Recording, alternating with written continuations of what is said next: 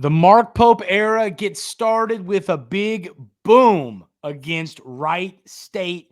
Cats win this one 103-62. That's a wide margin of victory, in my opinion. We're going to talk about this. What did we see from this game? Who played well? Overreactions. San Antonio. We're going to run through it all on today's episode of the Wildcats Today Podcast. I'm your host, Andrew Stefaniak, writer and editor at Kentucky Wildcats on SI. Joined, as always, by Carson Nash. Carson, you were at the game last night because you were not at the softball game, and your teammates, they know that. They remember that. They'll remember that. It's okay. I mean, right? Yeah, I mean, team first guy. But you were at the game. What was the experience like? How do we feel about it? How are we feeling? Are we fired up? Yeah, no, I'm fired up. I had to be in attendance for the first Pope game. We found a way to win without you. We found a way. I had to be. It was a rain out. The team we were playing was 1-4. It was sorry to the team, but I felt confident in my guys that we would win. It's okay, because Prime Votto came out of me, so it was no big deal. There was no need to worry. No need. But yeah, at the beginning, I was a little worried. Me and my dad got there a little early, and the crowd had trouble filling in. But then once it was that tip, Rupp was live last night, and it was a really, really fun environment, especially because all the points that were scored. But it was a good first game for Mark Pope, and I'm really excited.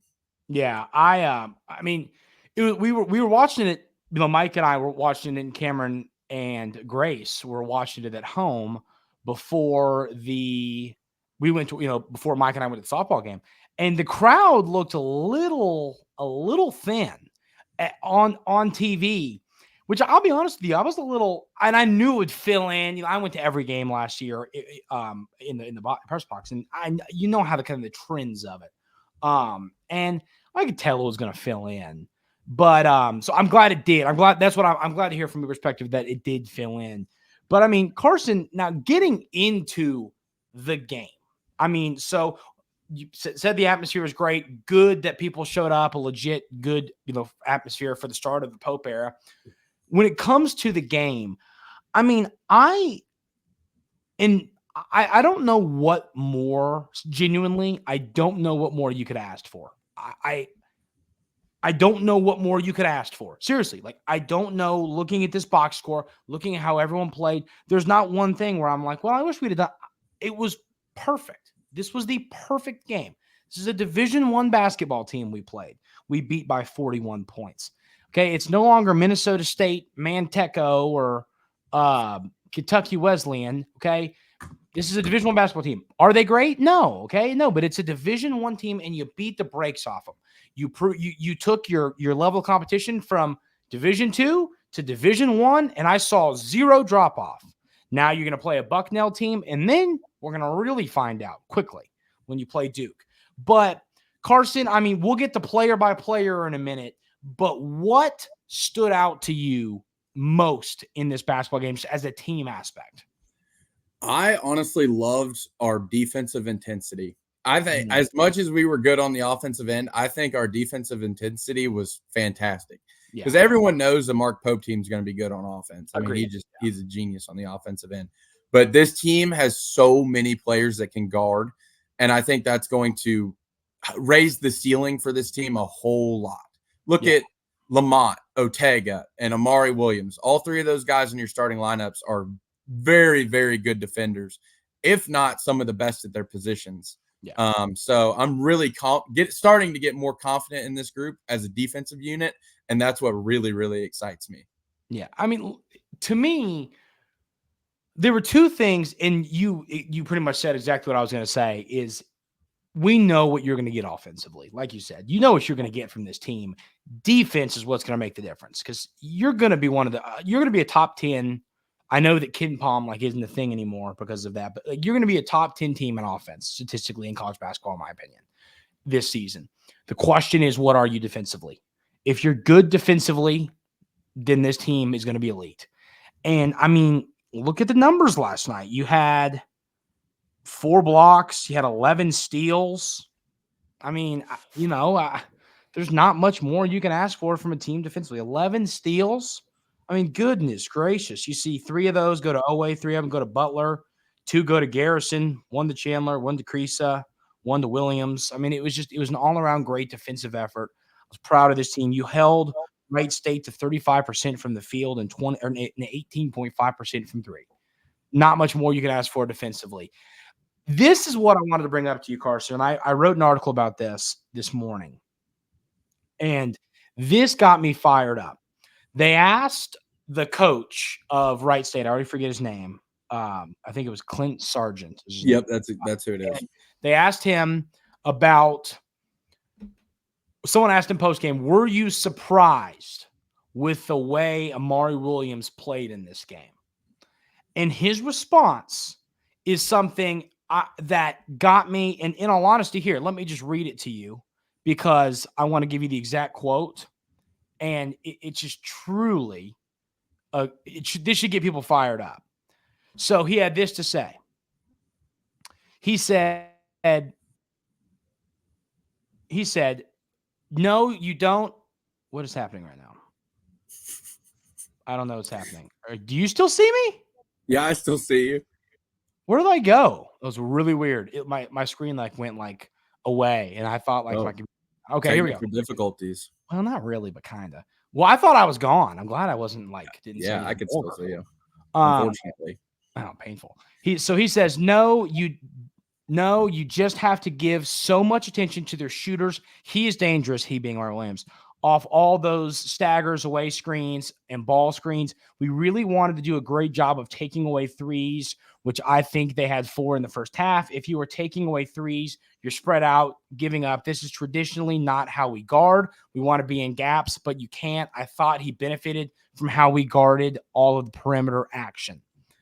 Do you want to know why that's gotten me more fired up for anything I've seen? That quote right there, that quote got me more excited for basketball than anything. Because you know what that tells me? Yeah. There's nothing you can freaking do. If you go, okay, stop the 3-point shooters. Okay. Otega, Carr, and Amari Williams are going to kill you.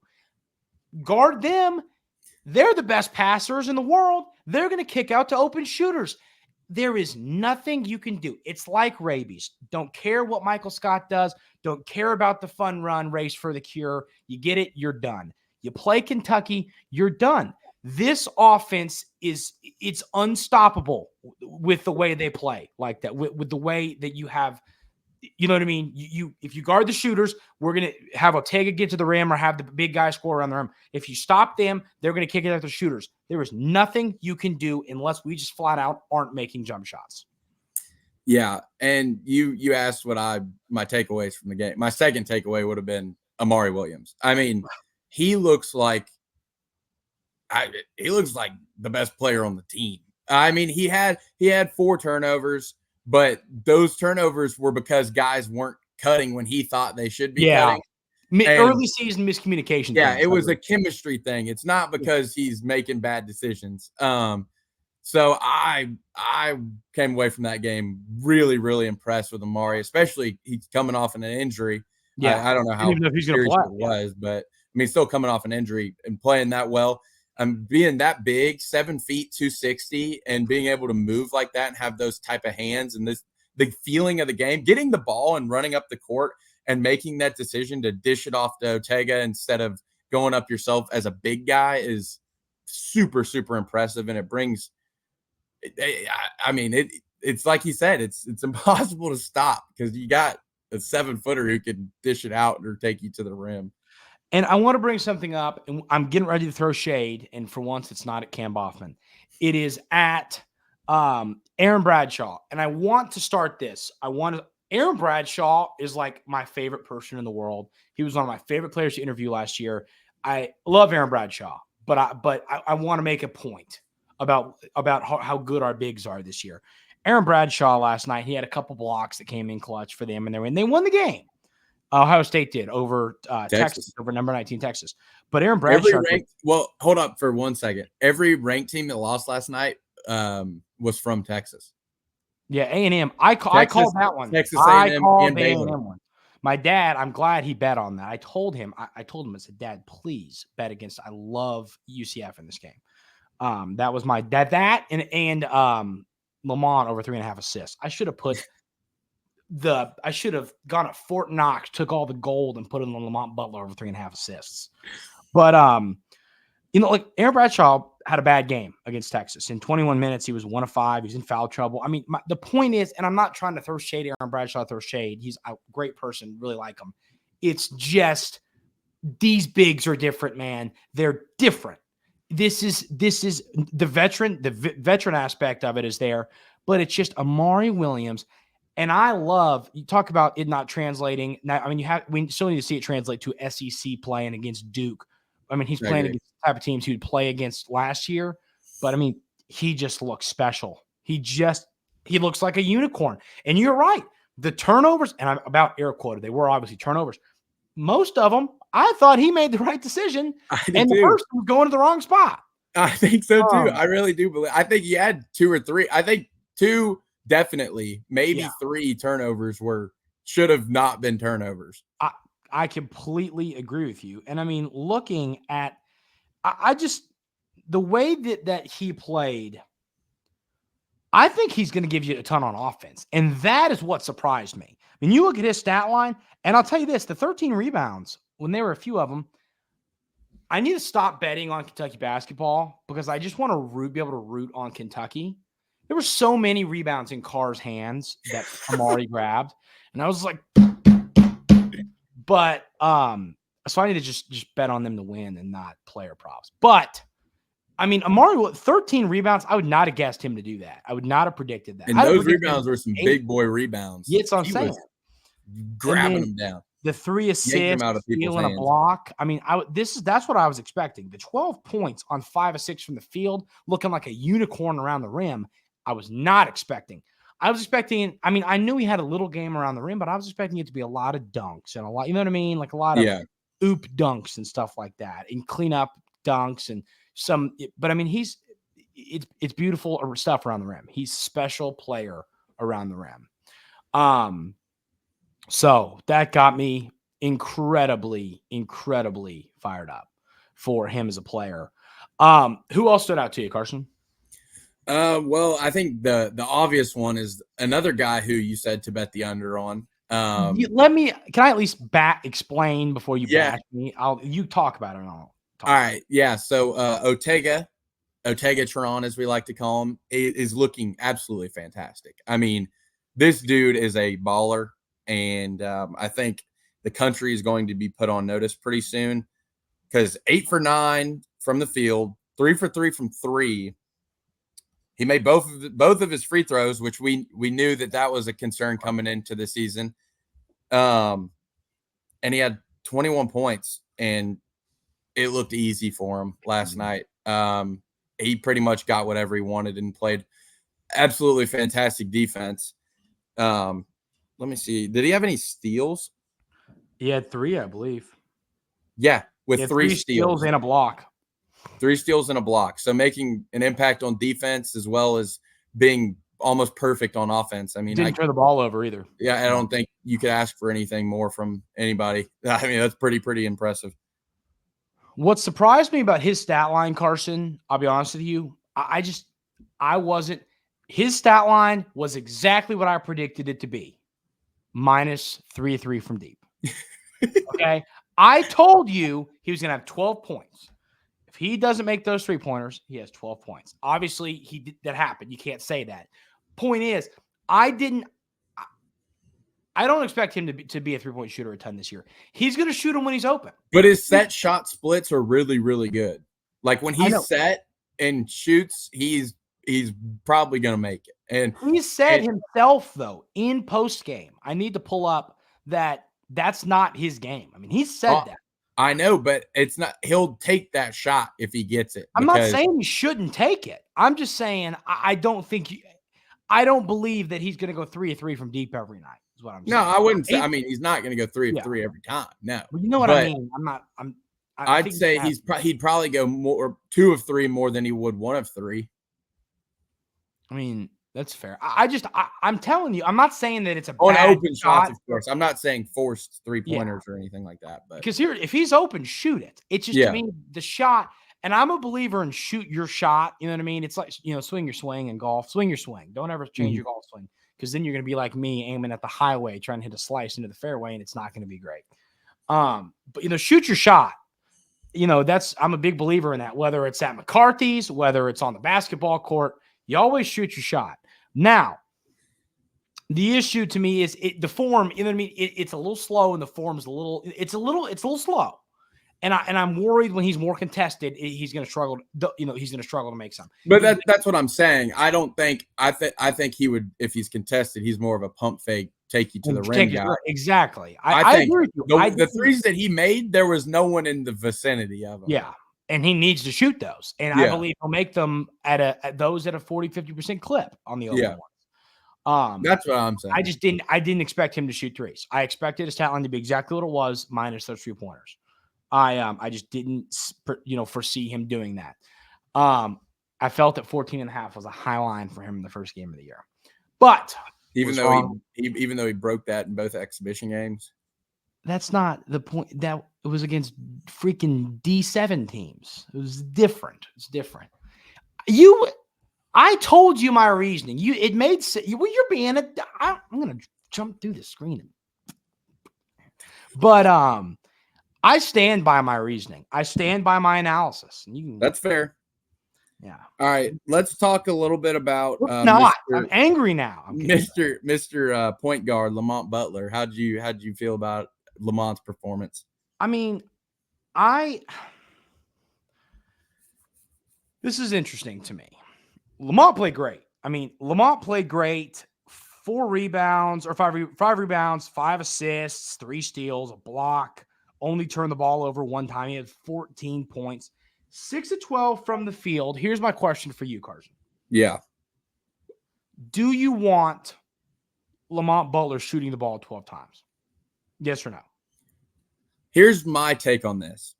And I think it was completely based on this game script, because I think we could get there. They were purposely playing so that Lamont would get those shots, right? But they're wide open layups. So you have to take them. And when you shoot 68% from the field, you're not going to complain about layups, right?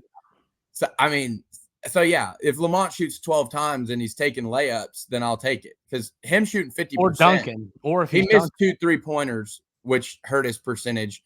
But if he didn't miss those 2 3-pointers, he's 6 of 10 from the field. And he's 60%, which you'll take. He's a great dunker, too. Yeah, he missed his dunk. He looked like Andrew on an 8-foot goal. That was funny. He just jumped early. I could tell he was going to screw that up because he jumped early. He did. He jumped too early. He's not a tall, you know what I mean? He's not 6'8". He's a shorter guy. But, man, how much does he impact the defensive side of the game? Because there was an instance I remember it. It's very, it was in the middle of the first half where they could have cut it close. They were going on a little bit of a run. They could have cut it under 10. But then he got subbed in, and immediately we hit 2 threes and got it back up to 16. And I feel like old Cal teams, they would have let it go to under 10. It would have been close, and then the game would have ended close. But this team kind of just said, no, we're not doing that, and did another run of our own and kind of just ended the game there pretty much. Yeah. No, I agree. And he looked great getting the rim. When you think about it, he missed the 2 threes. He missed the dunk, which, obviously he should, have made the dunk. But, that's 3, right? There were some spin cycles around the rim. Yeah. He did great stuff around the rim. Very good. I think he played really good. I don't think we should knack on Lamont for last night. Yeah. Oh, I wasn't knacking on him. I just don't know I don't know if you want. I think he needs to be shooting the ball 8 times a game. I don't know if 12 times. Just because let me ask you this. Let me ask you this way. And I know there's going to be. I can already see people commenting. And yelling at me, and that's fine. Go ahead and do it. But Ian, don't wear a banana Halloween costume, because Randy is going to just go off on you. So I have a funny story for you about that, by the way, for later. Jackson Robinson shot the ball 6 times. Lamont Butler shot the ball 12 times. Do you agree with that? Do you? I know that it's game plan oriented. I know that they were trying to not let Jackson Robinson shoot the ball. That was their game plan. And But I'm saying, throw that out. Pretend that's not the case, which you really can't do. But I'm trying to make a point. Who would you rather have shoot the ball 12 times, Jackson Robinson or Lamont Butler? Honestly, I mean, this sounds like a cliche answer, but like whoever's the most efficient that night, right? I mean, because Jackson, there was times last season with BYU where he would struggle a little bit efficiency wise. Yeah. So I mean, if you're getting open layups, right, there's no need to force 3-pointers. Like, I mean, Lamont took some middies. He took some middies I didn't like. I do not like a mid-range. There was only one shot outside of the paint last night. If you look at the shot chart, it was, I think it was Lamont, but I'm not, I mean, a lot of people would nag on it, but when you're shooting that high percentage, like you can't ask for more. I'm not. It would be different. Is I like everything he did. There was just a few ones I'd have passed up on. That's all I'm saying. I'm not saying I want him to shoot the ball twice a game. I just think there were a few. But I also think he could have gotten to the heat of the moment too, because their guard was probably their best player, and he had made some tough shots on Lamont. So maybe it was one of those back and forth. Was maybe one of those back and forths, the number 3. He was 6 for 12. They had a good player. Who was their good player? 16 points. That Noel dude. Hey, dude, stop shooting threes. Come on, man. You're good. You're good. You're good. Dude, he had a quick trigger, did he not? Huh? I was like, oh, Redbeard has a quick trigger. Do you think he dyes that? We were talking about that. It was like you've seen Redbeards, but that one was like red. I think he dyed it. We talked about that at the house. I was like, does he like dye his beard? I don't know. It was impressive. Yeah, I know. If he doesn't dye it, that's cool. Yeah. Hey man, you do you. It's cool either way. I know, but yeah, it was impressive. But so yeah, no, I can already. Nobody go yell at me about what I'm saying about Lamont. I can already see people angry. I can read it in my head. I'm simply saying there are a few I would have passed up on. That's all I'm saying. I'm not saying he looked great getting to the rim. I am not the biggest fan of a Lamont Butler jump shot. It's not my favorite shot for this team, is what I'm saying. And if you can find a better now, if it's wide open, okay, and some of them were, or if it's late shot clock, okay. And that was a situation at times. I'm not the biggest fan of. I believe with our offense, we could find a better shot. And that's fair. That's fair. That's all I'm saying. That's what I'm saying. That's fair. But when you're making them at a clip like this, you have to take them. But and then let's talk about our boy. He had a bounce back. I knew it was going to happen at some point. Kobe Brea. He looked fantastic last night. Looked like the most pure shooter in college basketball, like everyone knows him as. It was great to see. And how about that turnaround 3-pointer, the Steph Curry move, when Kerr did a little awesome assist behind his back. Yeah. When he had a wide open layup, by the way, people don't want to talk about that. Oh, God, I love Kerr. Then Kobe hits him with the no look. He was fantastic last night. He was. That's what you need Kobe Brea to be. And you made a good point to me last night on the phone, Carson. You said maybe he's just a guy when the lights turn on. Because we talked about it. Why is he not starting? And now Otega, the way he played, has been playing. It makes sense. Why? But why is he not starting? Didn't play great in a couple. There were a few things in the scrimmage we went, okay, right? And we said on the show yesterday, we said we're not pressing the panic button, but if he stacks a few more bad days, we could get close to, and we said we need to see him play well. And lights come on in the game that matters, and he is incredible. Incredible. I mean, 7 of 8 from the field, 4 of 4 from 3. How do you think 100% is a good 3-point percentage? I think it's pretty good. I take. Yeah, that. I'd say that'll play. I think he shouldn't shoot any more the rest of the season. Yeah. I just call it quits. 18 points for him, couple rebounds, couple assists. Not much more you can ask for.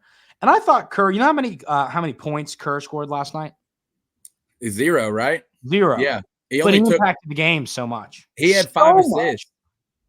And that's one thing I want to talk about real quick before we go back into players. I think this team being able to buy into their roles is so fascinating because Kerr, you would assume a guy like Kerr is coming here to shoot the ball 5-6 times a game at least.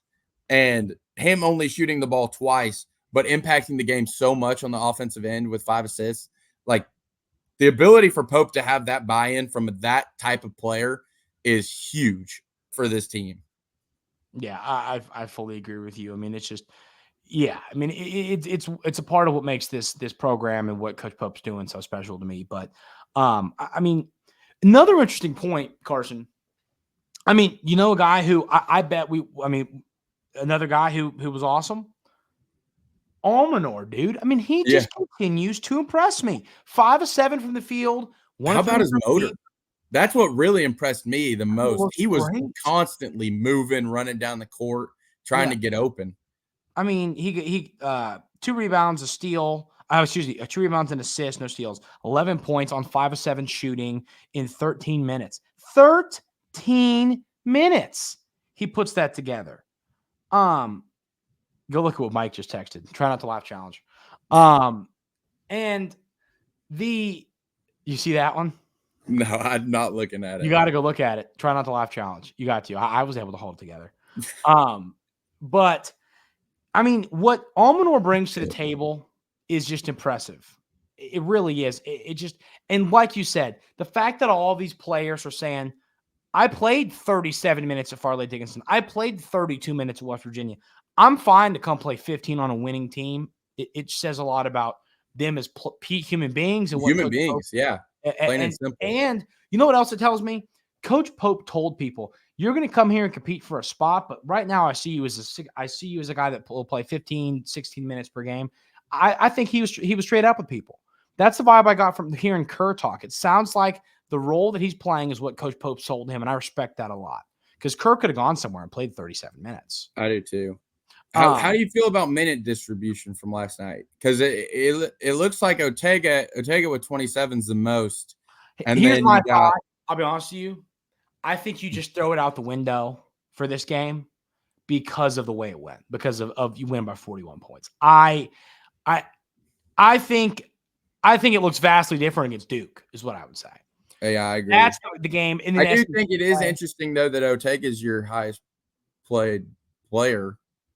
I mean, to me, it makes the most sense, minutes. Though. I mean, he, But for this game, I mean, it worked out perfectly because he was getting to the rim at will and doing whatever he wanted. So I think for me, because people had some frustrations with like the time, like the play times. But for me, I think if Pope's doing it based game specifically, like you're never really going to have the same. Who was griping about playing time?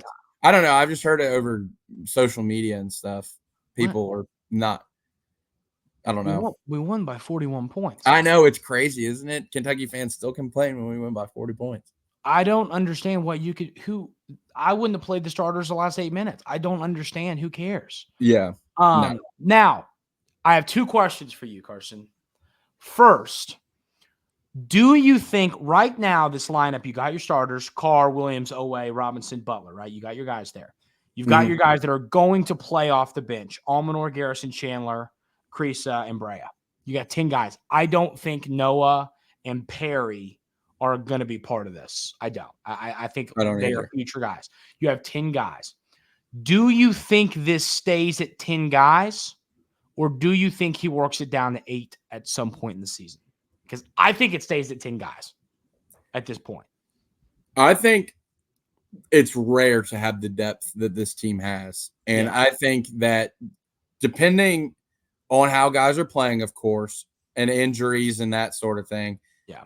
I think it'll be more 9, 10 guys. I agree with you. I think we'll play as many people as possible because it also keeps our guys fresh, right? And it keeps a spark and it keeps other teams on their toes because we have guys that can do a lot of different things that other teams don't have. We were in a platoon at one point last night. Yeah. At one point last night, it was Almanor, Garrison, Chandler, Creasa, and Brea on the floor. Yeah, and then we make a substitution and run like a press for like 2 possessions. And then, it's like you got guys that come in to do different things. You might as well use them all. So here's the deal. I mean, you tell me this, Carson. Are you stopping playing Brandon Garrison? No. Are you stopping playing Ainsley Almanor? No. Are you stopping playing Kirk Creasa? Are you going to stop playing Kobe Brea? No. No, you're not. Chandler needs to get figured out. It's going to take him Chandler, I'm fine with letting work through his frustrations right now because I think he has the high upside. He definitely does. I mean, it was a lot. He played it 15 minutes to go, for the stats he put up, 2 assists, no rebounds, over 1 from the field. But once again, he's got a lot. This dude's got to get his basketball legs back under him. I'm not worried about Chandler. No. But if one player was going to get, if we were going to go down if we were going to decrease from 10 down, I think it would end up being Chandler, the guy who plays less minutes. But Almanor's not going anywhere. Brea, Creasa. I mean, obviously Garrison, Creasa, and Brea aren't going anywhere. We knew that. It was going to be Almanor and Colin Chandler. Almanor ain't going anywhere. He playing. No. Question then becomes, is Colin Chandler going to be a guy that has to be out on the floor? That's the 10th guy, right? That's why I said 9 to 10. If Colin takes that leap, we'll play 10. If he doesn't, then we'll play 9. Yeah. But that's where I lie. Yeah. I thought one of the most impressive things was our 30 to 7 assist to turnover ratio. Mm-hmm. And he had 4 in the first half. That'll play. Be all right. Yeah. It'll work. 5, I think, in the first half, actually. If you turn the ball over less than 10 times, you're going to win. And shout out to the defense, because the other teams, Wright State's was 8 to 12. They had only 8 assists and 12 turnovers. So being able to limit them is huge there too. Yeah. So the only thing I did find us struggling a little bit in the first half with, but I thought by the end of the game we kind of cleared it up a little bit, was the offensive rebounding for them. I thought they had too many offensive rebounds. They had 11 total. I'm with you on that. But that was, I'm only nitpicking at this point. Yes, I mean they beat us on the offensive glass by 4. Yeah, I agree with you. That is something. And you know what's funny? Coach Pope has made it clear that rebounding will be the difference in this team making a Final Four run or going. That will make or break. This team will be rebounding. Yeah. So yes, you got to rebound. And once again, there's a lot. I have to rewatch the game another time. Bounces happen. I mean, rebounding can be luck and it can be skill.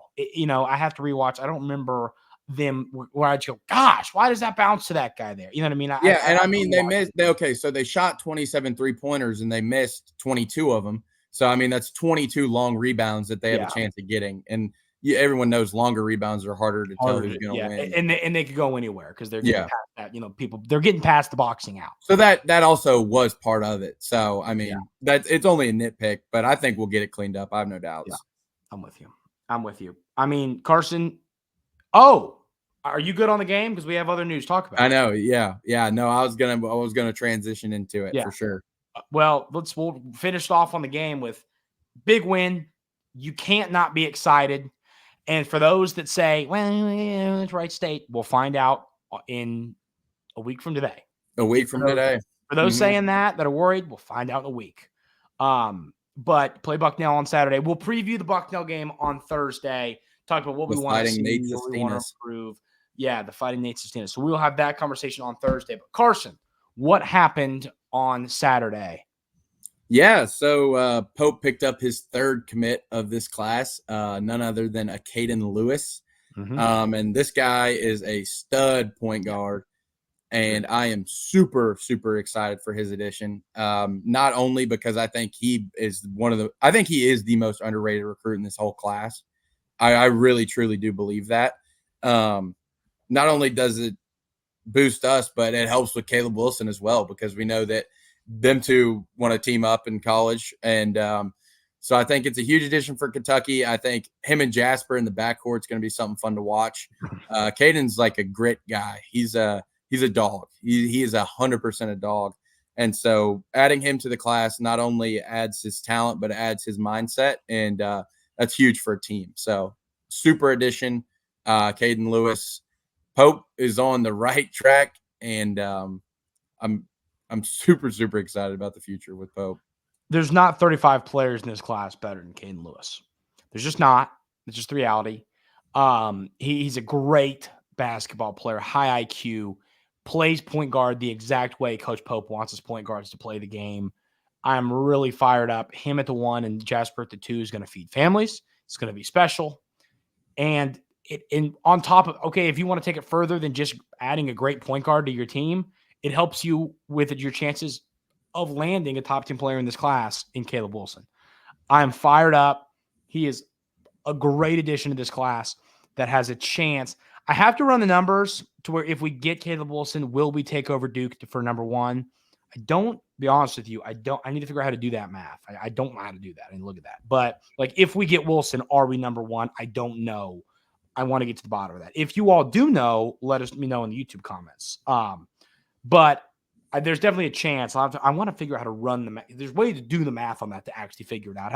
I know how to do it. It's on 247. You do class calculator and just add them to the then just class. do that. You do that and tell me, because I think that we have a chance. But any other thoughts, Carson, before we call it a day? No, that's really all I got. We blew it in Knoxville. I don't even want. Stop talking. It's over. It's over. You're out. It's over. Yeah, it does seem that way, doesn't it? It seems like it's over. I mean, unless you go, we'd have to beat Texas and Austin and Louisville. No, you have to win out to make a bowl game. Yeah. You have to win out to make a bowl game. How long is this week of bowl games? By the way, what is 8 years? 8 years. What happened the last time that Kentucky didn't go to a bowl game? They went to a Final Four. Oh, really? Cool. I guess I'd be okay with that. It'd be fine. It'd be fun. Agreed? Yeah. We'll do that. Let's do that. That'll work. Any other thoughts, Carson, before we call it a day? That's all I got. I don't think I'm gonna be able to get this done in time, but I think it would push us to number one. Figure it out and comment it. I don't if you could figure it out. Yeah, I'll figure it out and I'll comment it. Yeah, if Wilson would give us number one class. So yeah, Carson, put that in the comments. Really appreciate y'all being here. Hit that subscribe button if you haven't already. On Thursday, we will preview the Bucknell game, talk about that. Then we'll talk about, hey, do they have a chance on Saturday to beat the bye week? The bye week. And it's going to be tough. I would probably take the bye week to cover. Definitely to cover. But in all seriousness, these are big weeks, because I think the program will be like decided here in the next couple of weeks, like the future of the program, because I guarantee you they'll take a week or two to look and see what's going on. So a lot of Matt was talking about it on KSR. Like he said, you won't know about it until you know, but he's right. Like there will be conversations had in these weeks that will decide the future of this program for sure. Agreed. No question. On Thursday, we'll preview Bucknell. Hope everyone has a great rest of their day today, and we will see y'all on Thursday right here on the Wildcats Today podcast.